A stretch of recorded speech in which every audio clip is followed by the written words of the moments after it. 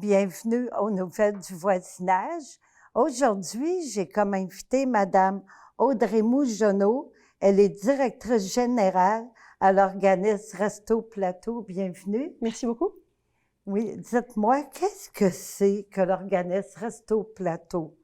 Alors, Resto Plateau, c'est à la fois un organisme communautaire et une entreprise d'insertion qui a pour mission l'accès à l'autonomie, à l'inclusion et à des ressources essentielles, comme en particulier l'alimentation. Donc, on existe depuis 30 ans. On va fêter nos 30 ans l'année prochaine. Ah oui? Voilà. Et puis, cette mission d'inclusion, d'autonomie et d'accès à des ressources essentielles, on le fait avec 2 volets. Le volet communautaire et le volet insertion socio-professionnelle, qui sont vraiment 2 volets complémentaires de notre mission. Oui, justement. Qu'est-ce que c'est quand on parle d'insertion socio-professionnelle? Qu'est-ce que c'est? Alors, l'insertion sociale et professionnelle, socio-professionnelle, c'est un outil qui, en fait, dépend d'Emploi Québec, qui a été développé avec Emploi Québec. Donc, nous, on reçoit beaucoup de financement d'Emploi Québec. L'objectif, c'est de réinsérer dans la société des gens qui sont exclus aujourd'hui du monde de l'emploi. Okay. Et le chemin qu'ils font avec nous leur permet de retrouver un travail. Et en retrouvant un travail, ils retrouvent aussi une intégration dans la société.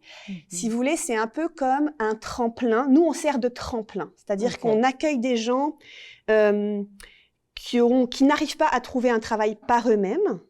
Et en passant chez nous, en étant accompagnés à la fois professionnellement, mais aussi au niveau social, au niveau des habiletés sociales, et ben, à la fin de leur parcours de 8 mois chez nous, ils trouvent un emploi dans une entreprise qu'on pourrait dire comme classique. Et là, on considère qu'ils se sont réintégrés dans la société. Donc, c'est vraiment quelque chose, faut le voir comme étant à la fois un chemin professionnel d'apprentissage d'un métier, mais aussi un accompagnement social avec des intervenants psychosociaux pour travailler les savoir-être, le travail en équipe, qu'est-ce que c'est que d'avoir un chef et de répondre au chef, qu'est-ce que c'est que d'être à l'heure, quelles difficultés personnelles moi j'ai que je dois travailler pour augmenter mon employabilité. C'est ça l'insertion. Ah, c'est ça l'insertion. C'est ça. Puis vous, votre organisme, c'est spécifiquement par rapport à l'alimentation. Tout à fait. Okay. Tout à fait. C'est-à-dire qu'il y a 50 entreprises d'insertion au Québec et ces entreprises-là, elles ont toutes des métiers différents. Nous, le métier qu'on a choisi pour faire cette réinsertion, c'est la cuisine. Mais la cuisine, en fait, c'est un outil de réinsertion. C'est pas forcément le but final. Le but final, c'est pas de concurrencer l'ITHQ ou d'avoir des grands chefs. Le but, c'est de dire, ils vont apprendre ce métier-là parce qu'ils ont envie de devenir aide-cuisinier. On forme des aides-cuisiniers. Mais surtout, le but final, c'est l'employabilité. C'est de dire, ces gens-là, ils vont avoir des acquis professionnels et sociaux qui vont faire qu'après, ils seront capables de rebondir par eux-mêmes et d'être réintégrés dans la société, puis d'avoir un vrai travail. Nous aussi, c'est un vrai travail, mais un travail stable et durable. Okay. Et donc, c'est vrai qu'on fait ça via l'alimentation. Voilà, via l'apprentissage du métier d'être cuisinier. OK. Puis ça dure, vous dites, combien de semaines? Alors, c'est 8 mois de parcours avec différentes étapes. Il y a d'abord une phase d'accueil où vraiment, là, on accueille les gens. Souvent, les gens n'ont pas travaillé depuis longtemps. Donc, il faut y aller progressivement. Ensuite, ils font le parcours théorique. Donc là, ils apprennent plus la théorie de la cuisine parce que il faut savoir comment manipuler les instruments, il faut connaître les termes, il faut pratiquer. Et ensuite, ils passent dans la phase vraiment de production. Puis c'est là où il y a le volet communautaire qu'embarque, mais on en parlera après. Et à la fin, ils font un stage ailleurs que chez nous. Ils continuent à être sous notre supervision, mais ils vont faire un stage dans un autre établissement, toujours évidemment dans la cuisine, pour pratiquer puis se confronter à un autre style d'entreprise. Et à la fin de ce stage-là, ils passent en recherche d'emploi. Puis là, souvent, les stages débouchent sur des emplois. Donc, c'est aussi à ça que ça sert. Et puis, c'est ça, ils passent en phase de recherche d'emploi. Et nous, on les accompagne tout le long de ça aussi pour faire leur CV, pour se pratiquer aux entrevues. Enfin, voilà. Tout le long de ce parcours-là, ils sont suivis, accompagnés vers ce chemin, vers le but de ce chemin. Ah, OK, c'est ça que ça veut dire. C'est bon à savoir. Puis, l'autre volet, vous dites, c'est un volet communautaire. Oui. Alors, en fait, c'est qu'on ce qu'on s'est rendu compte avec le temps, puis ça c'est des décisions qui datent d'il y a très, très, très longtemps, c'est qu'on s'est dit, d'un côté, il y a des gens qui sont pas assez employables, ou en tout cas qui ont du mal à trouver un emploi par eux-mêmes, et de l'autre côté, il y a des gens qui ont faim.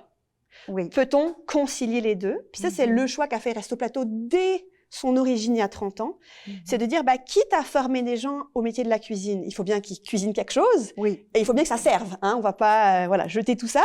Donc, ça serait bien si en plus, ça pouvait servir à des gens qui vivent de l'insécurité alimentaire. Donc, c'est là que nous, on opère, on a plusieurs actions, dont un restaurant communautaire et dont des activités dans des HLM pour personnes âgées, donc des HLM pour aînés. Les repas qui sont préparés par les personnes en insertion sont ensuite vendus à très bas prix à des gens qui vivent de l'insécurité alimentaire. Pour vous donner une idée du prix, au restaurant, pour une entrée, une soupe, un plat, un dessert et un breuvage, ça coûte 4,50 $. Donc, c'est vraiment à des prix défiants, très abordables. Oui. Et dans les HLM, on vend plutôt des plats congelés parce qu'on y va à peu près toutes les 2 semaines. Et c'est 3,25 $ le plat complet congelé pour ces gens-là. Voilà. OK. C'est livré à des personnes aussi en perte d'autonomie ou Dans les HLM pour aînés, tout à fait, puisque c'est les gens qui habitent là. Donc, certains sont tout à fait valides et d'autres, en effet, sont là avec leur marchette ou leur fauteuil roulant. Et c'est sûr que le gros avantage pour les HLM, c'est que comme c'est nous qui nous déplaçons, ces gens-là n'ont pas à faire l'effort d'aller se déplacer. Et c'est des repas cuisinés maison. Donc, ils n'ont pas à faire la cuisine s'ils ne veulent pas parce qu'ils n'ont pas envie ou pas l'énergie ou qu'ils ne savent pas faire, c'est là.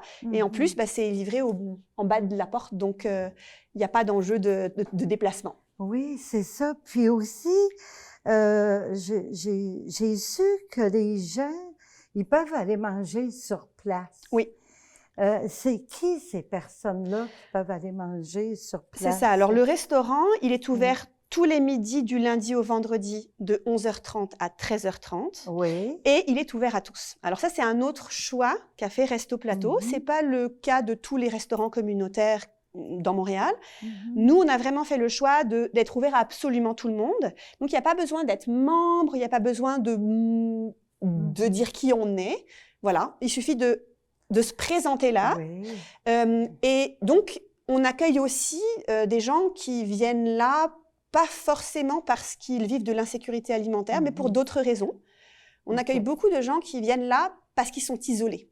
C'est-à-dire qu'ils pourraient se payer le repas un peu plus cher ailleurs, mais ce qu'ils viennent chercher là, c'est un milieu de vie. C'est une ambiance, c'est des gens qui côtoient tous les jours. La plupart de nos dîners, comme on les appelle, viennent plusieurs fois par semaine. Donc, ils se retrouvent, ils jasent. Des fois, ils restent jouer aux échecs ou à d'autres jeux après qu'ils aient mangé. Et nous, on organise aussi des activités de milieu de vie. Donc, cet été, on a été un peu limité avec la Covid, comme beaucoup, mais on a fait, par exemple, des tournois de pétanque, des cours de danse. Donc, l'idée, c'est aussi de leur offrir, autour de la nourriture, des activités pour qu'ils socialisent et qu'ils sortent de l'isolement. Donc, ça peut être un peu ce genre de personnes, mais on est absolument ouvert à tout le monde. À tout le monde, oui. Puis, justement, pour pouvoir bénéficier de tout ça, là, pas pour aller manger sur place, mais est-ce qu'il faut être membre de votre organisme? En fait, non, pas vraiment. C'est-à-dire que pour bénéficier du parcours d'insertion, il y a des démarches à faire parce qu'il faut en fait être approuvé par Emploi Québec. Donc, il faut qu'Emploi Québec valide la candidature de la personne. Donc, ça n'a rien à voir avec le fait d'être membre, ça a à voir avec le fait d'avoir des difficultés d'employabilité. Oui, c'est ça. Et puis, que ce soit ensuite pour les actions communautaires, que ce soit au niveau du restaurant, que ce soit au niveau des HLM, il n'y a pas besoin d'être membre. C'est sûr que nous, on encourage tout le monde à devenir membre, parce qu'en étant membre, c'est une façon de participer à la vie démocratique de Resto Plateau.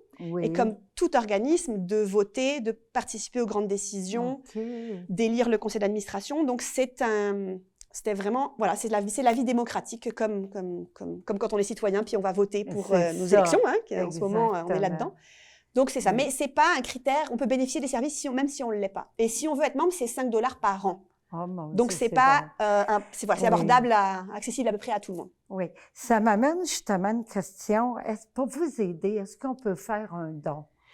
Alors, pour nous aider, on peut faire pas mal de choses différentes. Pas mal de choses, voilà. Donc, hein? on peut tout à fait faire un don. Oui. Sur notre site Internet, il y a un lien pour faire un don en ligne, mais on peut aussi faire un don par téléphone. On peut aussi nous envoyer un chèque. Enfin, on est très ouvert Oui. Oui. sur les méthodes pour faire un don. Puis, il n'y a pas de petits dons. C'est-à-dire que nous, tout argent, tout montant vient nous aider et va directement au service de la mission.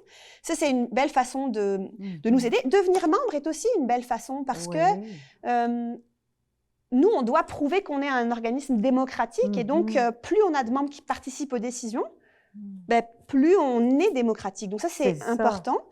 Puis, il y a une autre façon de nous aider. Il y a deux autres façons. Faire du bénévolat. Ah, oui, justement, voilà. Oui. Alors, le bénévolat chez nous, c'est surtout, évidemment, le midi, dans le restaurant communautaire.